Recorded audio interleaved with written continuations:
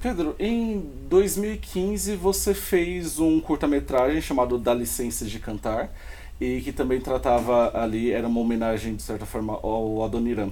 Ó, só pra Sim. você vai editar isso, é da Vou. licença de contar. Ah, Tá? sim, Tá. isso, É. não entendi minha própria Só pra letra. não sair errado lá. Sim, sim, Boa. claro.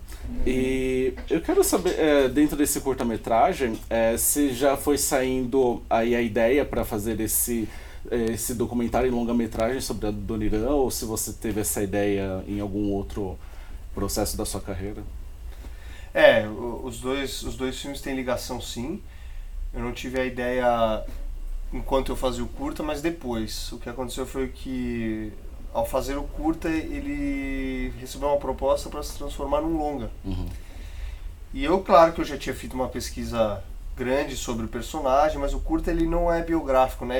Ele é muito mais uma viagem pelo universo criativo do Adoniran. Sim.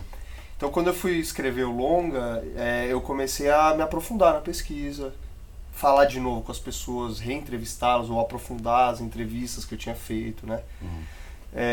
E aí eu fui provocado por um amigo, que é inclusive jornalista de cinema, em fazer um documentário, porque nunca tinha sido feito, mais 40 anos depois da morte dele. Uhum. E já estava tocando outro filme de ficção, falei, puxa, será? Mas ficou na minha cabeça.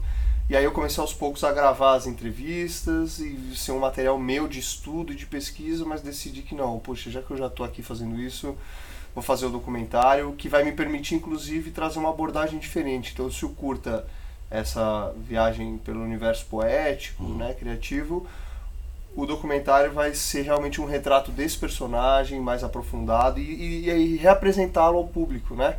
Trazendo novas facetas para quem já conhece e para as novas gerações, que eu vi muito isso com o curta, não conheciam ele. Já não, assim, conheciam a obra, sabiam do Trem das Onze, do Saudosa Maloca, as músicas mais famosas.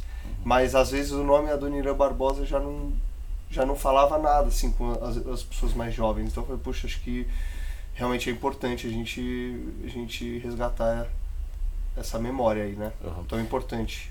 E num aspecto mais particular, você se recorda qual foi o seu primeiro contato com a Adoniran? Foi pela música, ou foi por essa faceta dele como humorista, ou mesmo como ator? Você se recorda? Foi pela música. Uhum. Porque o contato dele como humorista ou ator só teve, sei lá, quem hoje tem mais de 50, 60 anos, né? Porque sim. era no rádio, que não existe mais, e o cinema também ele fez até a década de 60, assim, no máximo.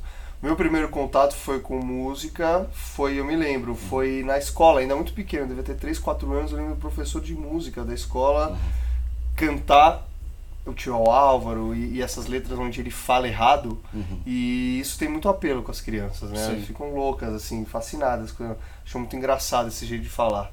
Então vem desde lá, e eu acho que essa forma, essa tradição oral acontece muito com a obra dele, seja na escola, no meu caso, mas muito em família também.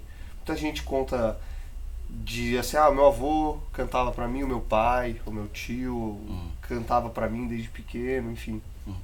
E me conte sobre o processo de resgate desses arquivos. Foi muito difícil, até porque você conseguiu um material muito vasto, mas também com uma qualidade muito boa. E além disso, também em relação à coleta dos depoimentos, por quanto tempo você levou para encontrar todos esses entrevistados, qual foi a duração do material bruto? Foi um trabalho de pesquisa extenso, com dificuldades no primeiro momento até financeiras de conseguir viabilizar, ter todas essas imagens, e dificuldades técnicas de, por exemplo, a gente não tinha acesso às coisas na Cinemateca Brasileira, porque ela estava passando um período de desmonte, onde a gente não conseguia realmente ter acesso aos materiais lá dentro. Sim. Por falta de pessoal, ficou uns 2, 3 anos assim. E aí eu tive que buscar muitas coisas que eu sabia que tinham lá, inclusive participações dele em filmes da Vera Cruz, etc., em outros lugares, que podiam ter isso em outras mídias, ou enfim, e fui achar isso nos acervos de canais de televisão. Enfim, tive que ir pesquisar em acervos de cineastas da década de 50, 60 que tinham registros da cidade feitos em película, e aí achei muita coisa legal que retrata, né, não só a cidade em suas construções, mas também nas figuras humanas, assim, que tem muito a ver com a poética do Adoniran, né? Fora isso, então assim, esse trabalho nos acervos de imagem cinematográficos e das televisões já foi uma pesquisa bem extensa, que levou alguns meses, assim, não sei precisar quanto, mas acho que em torno de uns 5 meses.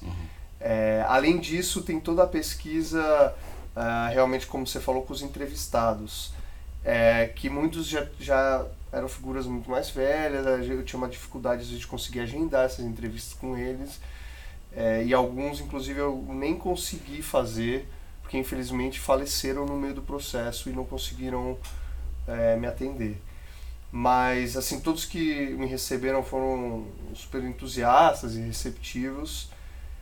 E aí eu tive acesso, depois de tudo isso, ao acervo pessoal da família, o acervo do Adoniran, que inclusive depois foi transformado numa exposição grande, que ficou em cartaz no Farol Santander, e agora está em exposição na Passagem Literária, embaixo da Consolação. É um acervo pessoal dele com fotos, matérias de jornal, partituras, roteiros, objetos pessoais que ele fazia como artesão. E esse acervo também me exigiu um tempo para me entender dentro dele o que era o que. E a pesquisa lá foi extensa e muito importante para o filme, porque lá eu encontrei não só imagens e fotos que só tem lá, como documentos muito interessantes. Então, por exemplo, roteiros de rádio que ele fazia diariamente e que não existe registro nenhum disso sonoro, e que eu acho que só tem guardados lá, porque a mulher dele, a Matilde, guardava cada roteiro que ele fazia diariamente lá. Então tem mais de 50, assim, sabe? E isso me ajudou a compreender muito mais os personagens dele de rádio e até permitiu gravar com locutores da época que eu achei e atores que estudam o trabalho dele, falas dos personagens dele ou dos locutores de rádio na época. Então isso foi muito legal também. Fora partituras de músicas raras que a gente traz no filme como uma parte das criações dele dos anos 30, que são pouco conhecidas. Bom, então foram muitas entrevistas, muito material bruto. Eu acho que a gente tinha coisa de pra cima de 200 horas assim, de material para conseguir fazer esse recorte e chegar na edição final. E para a construção narrativa, você veio primeiro os depoimentos, o acesso aos arquivos, ou foi algo simultâneo? De repente você teve acesso a uma imagem e isso estabeleceu que você conduzisse uma entrevista de uma certa maneira, ou o contrário, de repente? Basicamente foram primeiro as entrevistas e depois o material de arquivo. Sim. E sim, existe essa relação de vendo uma entrevista já ligar com determinado material, mas assim, como não é um processo linear, como eu estava te falando, existiram sim depoimentos que depois que eu já estava com o material de arquivo em mãos eu consegui fazer. E aí existia essa reciprocidade. Então, em função de coisas novas que eu fui ver no material de arquivo que chegou, isso me despertar a fazer provocações ou perguntas para determinadas pessoas que eu fui entrevistar depois. Mas o princípio básico, até por isso que eu te contei, como eu estava fazendo com um material de pesquisa meu, eu já tinha esse contato com as pessoas próximas a ele, eu primeiro fui entrevistá-las. E aí depois, quando começou a ganhar corpo a ideia do documentário e do filme, né, como filme, assim, eu fui atrás de fazer a pesquisa das imagens de arquivo, até porque você precisa estar um pouco mais estruturado para ter acesso a isso, porque mesmo pela pesquisa dos materiais você paga, né? Então, até a gente conseguir se estruturar para pagar a pesquisa de todas as emissoras, das companhias de cinema que a gente pegou materiais, levou um tempo. E me conte sobre o que você gostaria de propor de reflexão em relação a esse próprio documentário. Você disse no início da entrevista que achava muito importante as novas gerações conhecer, né, a obra do Adoniran. Mas você também, com a própria narrativa que você constrói, gostaria também de propor uma reflexão, de repente até sobre o estado da música, do samba, sobre como as letras são compostas, sobre essa coisa de repente você até mesmo colocar algo que você fecha o documentário, né, sobre a importância de até colocar a dor, né, na composição musical, de repente a linguagem particular, né? Sim. Claro, acho que o legal não é conhecer só a história dele, é sim também se aprofundar na obra. Então, realmente o filme traz um pouco do processo criativo e acho que no sentido de revelar um pouco as origens das criações. Então, como ele criou muito em cima de histórias muito claras e de personagens, sempre tive na cabeça que todo mundo que é fã do Adoniran tem muita curiosidade em saber da onde vêm esses personagens, né? Como ele criava eles. Eles existiram mesmo? Não existiram? A história que ele narrou realmente aconteceu? Não aconteceu? Então o filme tenta trazer isso um pouco, mas não no sentido de desvendar verdades ou explicar totalmente, e sim de trazer à tona as versões dos fatos. E como ele próprio não fazia questão de esclarecer ou desmentir uma mesma versão, em muitos casos eu optei por também manter as versões contraditórias, inclusive, no filme, e não esclarecer qual realmente era a verdade. Porque se ele não fez, por que eu ia fazer, né? Sim. Mas sim, então a gente tem esse intuito de falar um pouco do processo criativo do artista, né? Ele como cronista, então, observava o cotidiano, a realidade, e claro, depois tudo virava ficção.